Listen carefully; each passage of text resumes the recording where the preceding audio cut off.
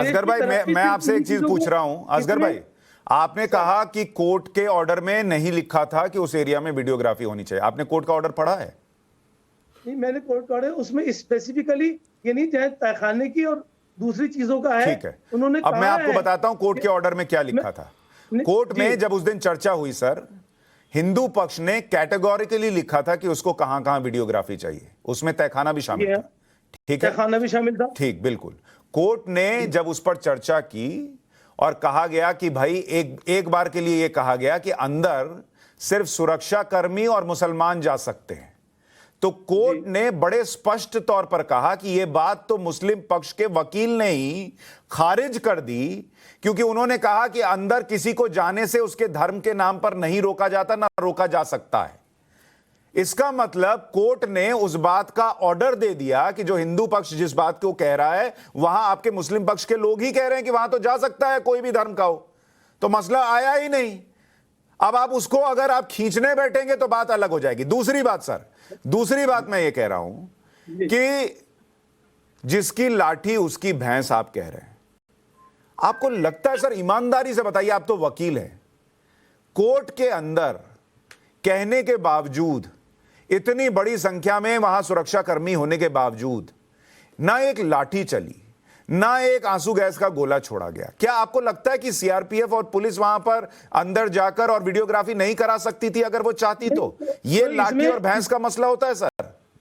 प्रशांत भाई, इसमें तारीफ किसकी है? उन्हीं लोगों की तो है जो वहां मौजूद थे, मुस्लिम लोग।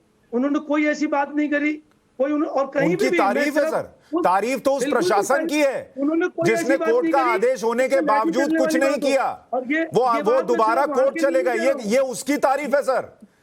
नहीं, ये तारीफ उन लोगों की जो लोग वहां मौजूद थे। नहीं, वो क्यों मौजूद थे भाई? अब जज साहब कह रहे हैं इस देश में जज को कहना पड़ रहा है कि मैं खुद चला जाऊंगा वहां अगर आप रोकेंगे।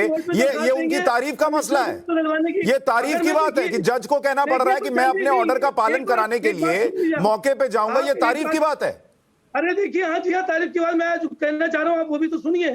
अगर कोर्ट का कोई भी फैसला आता है, हमारा जिम्मा है कि हम उसकी तौहीन ना करें, उसका अदब करें, एहतराम करें, माने। लेकिन ये कोई जरूरी नहीं है हम कि कोर्ट के किसी फैसले से हम संतुष्ट हों। अगर हम संतुष्ट नहीं है तो हम नेक्स्ट अदालत में जाएंगे। जाइए, मैं तो कह रहा हूं जाइए, लेकिन असगर अली साहब, मैं बस दो बातें कह रहा हूं। आप इस अदालत जाइए, उस अदालत जाइए, जिस अदालत जाइए, दो काम बस कर दीजिए। एक टेलीविजन पर बैठकर यह कहना कि मुसलमान प्रताड़ित हो रहा है, ये प्लीज बंद कर दीजिए। ये मुझे बिल्कुल पसंद नहीं आता, और मैं ये आपसे इसलिए कह रहा हूं क्योंकि मुसलमान प्रताड़ित हो रहा है जब आप ये कहते हैं तो इस देश के 80 करोड़ से ज्यादा हिंदुओं पर तोहमत लगाते हैं, जो बड़ी मोहब्बत के साथ इस देश के हर व्यक्ति के साथ रह रहा है। प्रशांत साहब, सुशांत नाम है, कोई तोहमत नहीं है। बिल्कुल तोहमत है, बिल्कुल तोहमत है। अच्छा हिंदुस्तान हमारा, ये लोग हैं जो ताजमहल को और कुतुब मीनार को भी कहते हैं और मस्जिदों को कहते हैं। अरे भाई सर, मुझे बताइए ना, एक मिनट अतीकुर रहमान साहब, आपके पास 10 सेकंड में आ रहा हूं। रिजवान भाई, मुझे एक बात बताइए, एक मिनट सर, एक मिनट रुकिए। रिजवान अहमद, मुझे एक बात बताइए, अगर मुसलमान ये कहे कि मेरे धर्म में हिजाब और बुर्का पहनना है, आप इसको लेकर कोर्ट चला जाए मुसलमान, तो ये उसका हक है। अगर मुसलमान ये कहे कि हमें 3 तलाक देना ही है, इंस्टेंट 3 तलाक, हम इसको लेकर कोर्ट जाएंगे, तो ये उसका हक है।